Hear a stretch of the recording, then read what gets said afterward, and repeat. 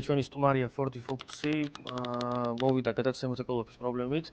კოლოფი ვარდებოდა ავარიულში, მუშაობდა არასტაბილურად, ხურდებოდა, ჰქონდა გარტყმები, კოლოფი დაეშალა და მოდით შევხედოთ რა სიტუაცია დაგვდა.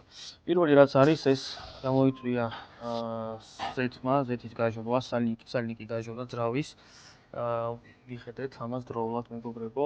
ასევე შეხედეთ კოლოფი რა დღეშია, რამდენი ნაგავია. ეს ყველაფერი უნდა გაიწმინდოს, ვილკებიც, ერთი ვილკა არის გაჭედილი და არ მუშაობს. მეორე გადარჩა, ჩვენ მაგას გავწმინდავთ და მოვიყვანთ კარგ მდგომარეობაში. ამ ვილკას არ ეშველება არაფერი, იცვლება. მოდით ცეპლენიას შევხედოთ, რა მდგომარეობაშია. შეხედეთ, ცეპლენი არის დამჯდარი, ასევე არის გადახურებული. შევხედოთ, ნახეთ. რა ფერზეა, ეს ნიშნავს, რომ ძალიან გადახურებულია.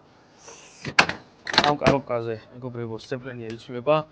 ვილკა იცვლება, რა თქმა უნდა, კოლოფი იწმინდება და ჩვენ ჩავასთავთ ახალ ზეთს. რა თქმა უნდა, გავმართავთ სრულად, რომ იმუშაოს გამართულად.